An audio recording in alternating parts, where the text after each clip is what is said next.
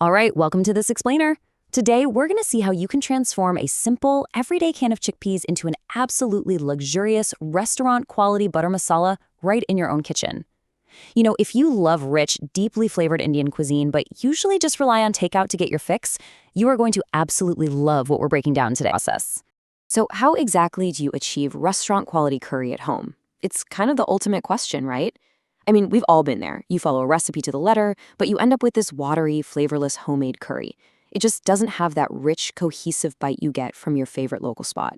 Well, today, we're unpacking some highly specific, problem-solving techniques to hit that perfect, velvety thickness. It's not magic, guys. It's just really good technique. Let's look at exactly how to build those layers. Section 1, building the flavor base. Okay, so the very first step is some straightforward blender work. We're pureeing fresh tomatoes, garlic, and ginger together until they're completely smooth. Now, this isn't just about mixing ingredients together, it's really about texture control right from minute one. By blending them completely smooth right out of the gate, you ensure they integrate perfectly later on. No awkward chunks to disrupt that amazing restaurant-style mouthfeel. Now, Bundy has a practical and honestly pretty hilarious reason for finely chopping the onions before frying them up with butter, oil, and cumin seeds.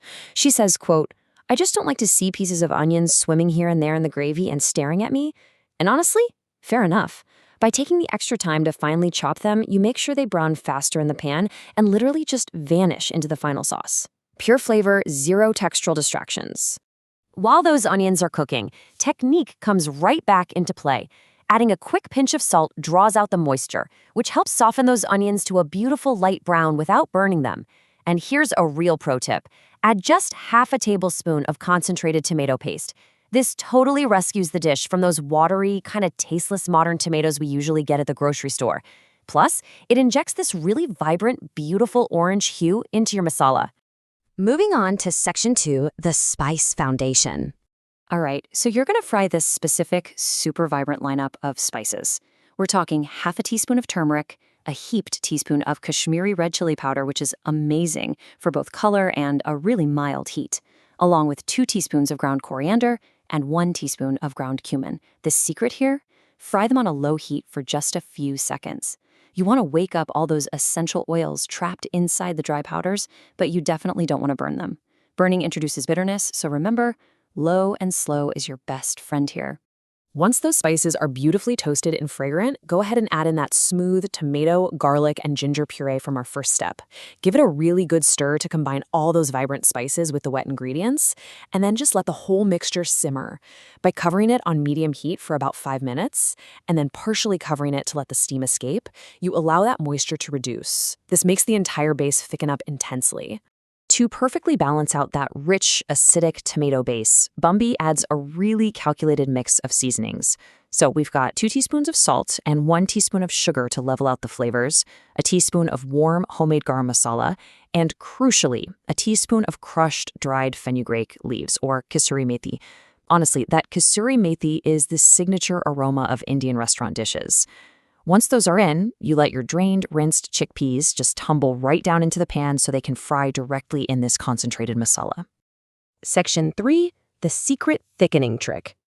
So the real secret here lies in holding back exactly 1/3 of a cup of your drained and rinsed chickpeas. That's right, don't toss them all into the pan.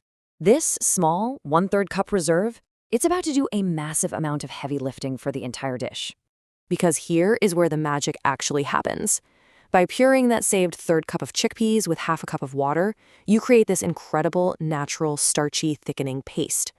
Then, when you pour hot water into your simmering curry to create the gravy, you just stir in this chickpea paste along with a dash of black pepper.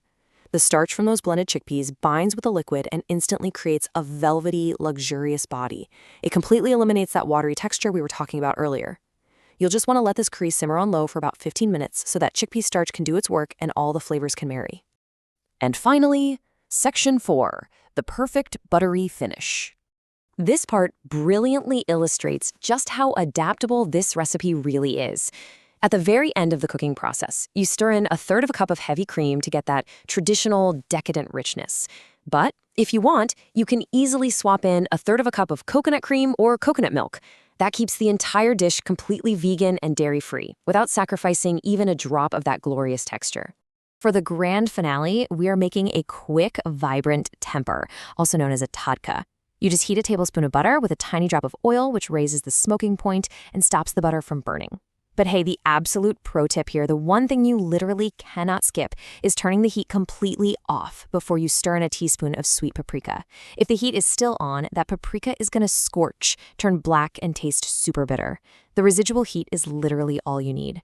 Then you just take that beautifully infused, bright red, buttery paprika goodness and drizzle it right over your plated chickpeas. Add a fresh garnish of chopped coriander leaves, and boom, what you have in front of you is a visually stunning, restaurant-caliber dish that you made entirely from scratch.